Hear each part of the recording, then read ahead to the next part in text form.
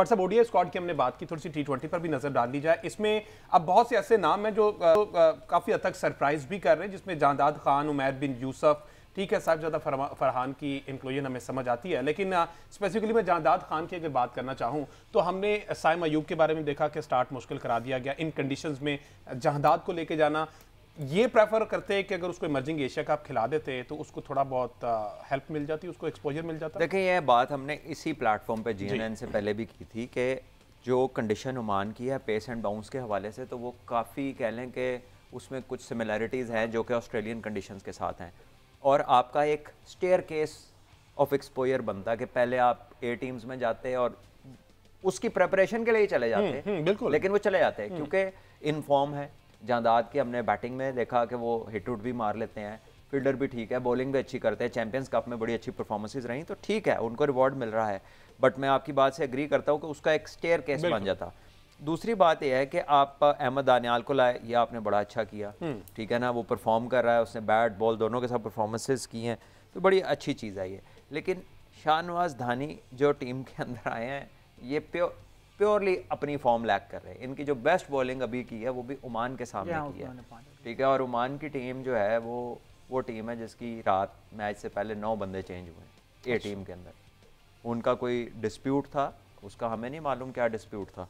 9 player उस team के जो रेगुलर प्लेइंग 11 में खेलने वाले हैं वो चेंज हुए, और उसमें 4 से 5 लोग जो कि ओरिजिनली स्क्वाड में ही नहीं थे वो स्क्वाड में आए और वो प्लेइंग 11 का हिस्सा बने। तो एक बड़ी डिस्टर्ब टीम, हालांकि वैसे ओमान की टीम अच्छी है, उनकी क्रिकेट वेल ऑर्गेनाइज्ड है, लेकिन वो कोई भी जो हमें नहीं पता अब इंटरनल डिस्प्यूट उनका क्या था, वॉट जाहिर है, लेकिन वो वहाँ की परफॉर्मेंस और वहीं पे अच्छी टीमों के खिलाफ उनकी बॉलिंग देख लें, चैंपियंस ट्रॉफी में बॉलिंग देखें, इकोनॉमी रेट देख लें और सारी चीज़ें देख लें, तो आपको लगता है कि आकिफ जावेद एक नाम है जो मिसिंग नज़र आता है आपको इन चारों टीमों के अंदर नहीं है वो। अब अगर वो अनफिट हैं तो फिर क्रिकेट बोर्ड उनको मेंशन कर सकता था कि आकिफ क्योंकि अनफिट हैं तो हम ये बना रहे हैं। और अगर वो अनफिट थे तो जिस किस्म की उनकी हाइप थी, अगर आप उस वक्त के जो कोच गैरी कर्स्टन उनके पाकिस्तान के हेड कोच थे, तो उन्होंने तो उसकी बड़ी तारीफ़ की थी। उन्होंने क्या, हर बंदे ने उसकी तारीफ़ की, तेज़ बॉलिंग कर रहा था, एग्रेसिव था, विकेटें ले रहा था, उसकी टीम जीत रही थी। तो आकिफ कहीं हमें नज़र नहीं आए, यहाँ तक कि आकिफ का नाम तो सेंट्रल कॉन्ट्रैक्ट की डी कैटेगरी में भी नहीं है। तो दैट इज़ वन नेम जिस पे मैं सरप्राइज हूँ, मुझे रीज़न नहीं पता, लेकिन क्योंकि रीज़न को बताया ही नहीं गया। तो वो आई थिंक इस सारी लॉट में एक वो बच्चा है जो कि ना मिसिंग है और जो कि आई थिंक प्रॉपरली डिज़र्व करता था कि वो उसका नाम इन चारों में से कहीं या 2-3 जगहों पे उसका नाम होना चाहिए। बिल्कुल, इसके स्टैट्स आकिफ जावेद की एक खास बात यह है कि उनके अगर हम फर्स्ट क्लास के स्टैट्स देखें, लिस्ट ए के स्टैट्स देखें, तो वो तीनों फॉर्मेट्स के अंदर जो है वो कंसिस्टेंटली विकेट ले रहे हैं। उनके फर्स्ट क्लास में 23 मैचेस हैं, 52 विकेटें हैं, 33 उनकी लिस्ट ए विकेटें हैं, 49 उनकी टी20 की विकेटें हैं। और खासतौर पर अगर आप चैंपियंस कप देखें तो चैंपियंस कप में अगर आप बॉलर्स की एवरेज स्पीड देखें तो पाकिस्तानी फास्ट बॉलर का मसला तो चल रहा है स्पीड का। शाहीन शाह और नसीम शाह की स्पीड आपको पता है कि 130 पे आ चुकी हुई है। तो एवरेज स्पीड अगर निकालें तो आकिफ जावेद की जो एवरेज स्पीड थी वो चैंपियंस कप में सबसे ज़्यादा थी।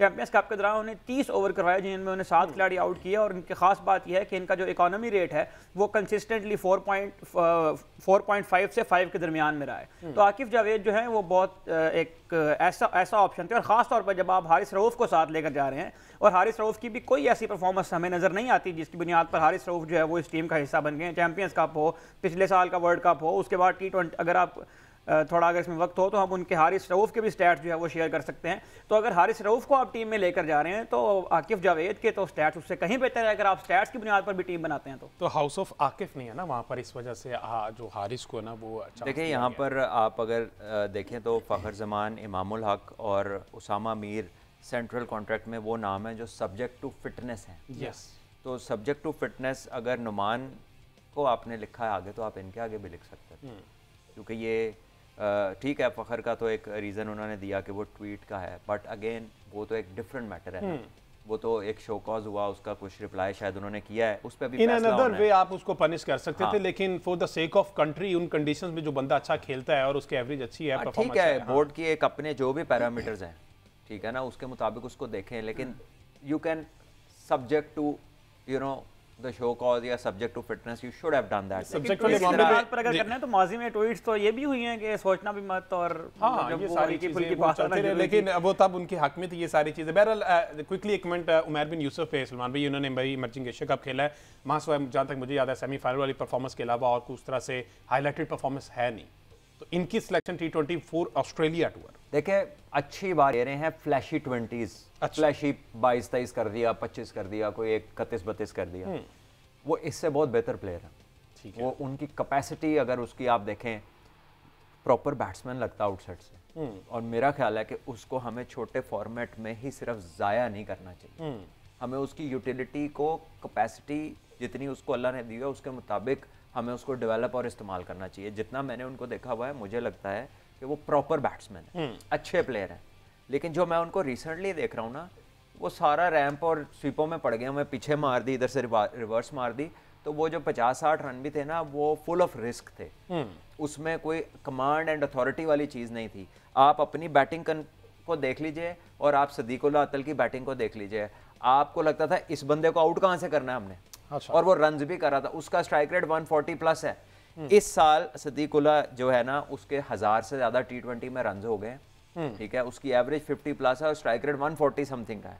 हमारा बता दें कि कोई जितना हमारा फंक्शनल आपका है PCB का जो सिस्टम है, या जितने भी हमारे लड़के हैं, why we are not building them on a platform जहाँ पर प्रॉपर क्रिकेटिंग शॉट्स और प्रॉपर क्रिकेट खेलने की बात हो। हम ये फैंसी और ये गिमिक्री और टाइमली चीज़ों में क्यों पड़े हुए हैं जिसकी लॉन्ग लास्टिंग ही नहीं है, जिसकी आउटकम 10 में से 1 बार है या 50 में से 4 बार है, हम उस चीज़ के पीछे क्यों पड़े हैं? और जो 50 में से 32-35 बार चीज़ हमें अच्छा करके दे सकती है, हम वो चीज़ बिल्ड क्यों नहीं कर? अच्छा बट साहब, अब जरा सेंट्रल कॉन्ट्रैक्ट पे आ जाए ना, बहुत से ऐसे प्लेयर्स हैं जो मेरा ख्याल, खैर ये तो नहीं कह सकते कि डिजर्व नहीं करते थे, मेहनत सभी कर रहे हैं, लेकिन कैटेगराइज उन्हें टू मी उनको बेहतर नहीं किया गया जिस तरह से। और ये जरा स्पेसिफिकली बताइएगा, ये शान मसूद के आगे सब्जेक्ट टू कैप्टेंसी क्यों मेंशन करना पड़ा बिलाखिर? देखिए I think as the current position stands, वो पाकिस्तान का टेस्ट कैप्टन है, बिल्कुल ऐसे ही है। As the recent events tell you, he is just one a series, ठीक है। अब उसमें आके भाई का बड़ा हाथ है, उन्होंने आके वो एक दिखाया, यार तरीका है, अगर तुसी किधर लगे हुए हो, इधर आओ भाई वापस, ये हमारे पास ये कंडीशन है जिससे हम जीत सकते हैं, उससे आप जीते, ठीक है। वाई ही वाज सफरिंग, वो कोशिश कर रहा था डिफरेंटली, वो खेलता ज़्यादा इंग्लैंड में, उसका ग्रीन विकेट बना लो, आइडिया उसका ठीक था कि हमारे जो है ना बांग्लादेश को हम सीमर से पकड़ लेंगे, लेकिन उसको ये आइडिया नहीं था कि हमारे सीमर्स जो हैं वो वाइट बॉल के स्पेशलिस्ट हैं, वो भी उसमें भी वो डेवलपिंग स्टोरी है। 4 डे वाली तो अभी कहानी ही टेस्ट क्रिकेट वाली वो नहीं है, ना उस तरह की फिटनेस थी, ना वो स्पीड थी, ना वो बेचारे डिलीवर कर पाए। अब उन पे काम होना है, या उन्होंने फर्स्ट क्लास क्रिकेट खेलनी है, या आगे जाके वो उस तरह बेहतर होना है। तो हमें जो प्लान सूट करता था ना, वो ये था, तो ये तो उन्होंने किया। तो अब जब उसके मुश्किल टाइम से वो शिफ्ट में आया, तो मेरा ख्याल है कि हमें उसको इससे बेहतर ट्रीट करना चाहिए, ठीक है, और उसको बैक करना चाहिए। Do not just you know, अब अगर हम ही अपने कप्तान का इंट्रोडक्शन ये करा रहे हैं खबर में कि जी सब्जेक्ट टू कैप्टनसी है, तो इमेजिन वो जब इधर उधर जाएगा, या अपने कंपेटिटर से या कोलीग से या इंटरनेशनली अपने कंटेम्प्रेरी से बात करेगा, तो उसकी क्या स्टैंडिंग होगी? होगा तुम तो सब्जेक्ट टू कैप्टनसी हो भाई, तू की गल्लां कर रहे हैं। तो this should not be the way to treat our boys, ठीक है। उसके बाद साउथ शकील एक कंसिस्टेंट परफॉर्मर है, बिल्कुल, हर सीरीज में 100, मुश्किल टाइमों पे 100, मुश्किल कंडीशंस में 100। एटलीस्ट श्रीलंका की सीरीज मुझे याद पड़ी है, ये इंग्लैंड वाला मैच याद पड़ा है। फिर आपके टेल एंडर्स के साथ, नुमान और साजिद के साथ इस बंदे ने रन्स किए हैं, क्योंकि आप टॉस हार गए थे, अगर आपका स्कोर उससे नीचे होता तो आप भी फंस सकते थे। बिल्कुल ऐसे ही। ये सी में क्या कर रहा है, जिसमें वो लड़के हैं जिन्होंने अभी, सलमान अली आगा को आप वाइस कैप्टन की प्रमोशन होगी, कैटेगरी उसकी सी है, उसके साथ कौन है? अबरार अहमद, परफॉर्मेंस कोई ना, अब्दुल्ला शफीक फॉर्म कोई ना, हारिस रऊफ परफॉर्मेंस स्ट्रगलिंग, साइम अयूब अभी कुछ आया नहीं वहाँ से बाहर, ठीक है जी, साजिद खान, नुमान, सऊद, ठीक है, और सलमान अली आगा इस कैटेगरी में क्या करे? क्या ये और ये जितने बाकी नाम है ये बराबर हैं? इनकी परफॉर्मेंसेस की बात करो, लड़कों की बात नहीं, प्लेयर पोटेंशियल वाइज सब अच्छे होंगे। बिल्कुल ऐसे ही। सेंट्रल कॉन्ट्रैक्ट इज की जो कैटेगरीज है ये करंट परफॉर्मेंस पे बेस करती हैं, रिसेंट हिस्ट्री पे बेस करती हैं। इसके क्या पैरामीटर्स हैं? एटलीस्ट इसमें से साउथ शकील तो स्टैंड आउट करता है, and also the vice captain of your team. I think इसको ज़रा रीथिंक करने की ज़रूरत है।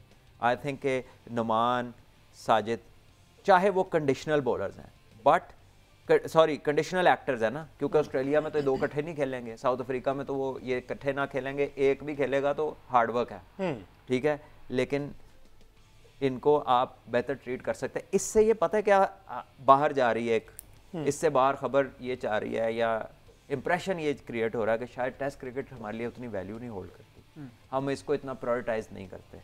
तो आई थिंक ये वो चीज़ है जिसको हमें रीथिंक करने उन्होंने कैटेगराइज भी कर लिया ना, कुछ जगहों पे उन्होंने सोचा कि करंट परफॉर्मेंस बेस रखा है, शाइन को ए से बी में कर दिया, करंट परफॉर्मेंस नहीं अच्छी, लेकिन ऑन दी अदर हैंड जो बाकी तो हैं जिनको बी में हाँ बी में ये जो हमारे दो प्लेयर हैं, they are recently drop from the team, और उनको बी में स्टिल ये ड्रॉप प्लेयर बी में है और परफॉर्मिंग प्लेयर सी में है। तो चाहे उसको वो बाद में या वो कहें कि ये हमने रेस्ट दिया है, बट इफ यू न्यू कि they can win you a game, you will never give them the rest. आपने उनको एक करंट सिनारियो देखते हुए कि यार जोर नहीं लग रहा, वो रिजल्ट नहीं आ रहा, कंडीशन उनको ज़्यादा सूटेबल नहीं होनी, तो इनको हम बचा लें, चैंपियंस ट्रॉफी के लिए कर लें। मैं ये नहीं कह रहा उनको क्यों रखा है, उनको रखें बी में। शाइन की प्रीवियस परफॉर्मेंसेस बहुत हैं, नसीम की भी बहुत हैं, आप इनको रखें बी में, ठीक है, लेकिन ये जो अभी करंटली लड़के आपको मैच जो डिजर्व कर रहे थे, बिल्कुल आप बी में रखें। ठीक है।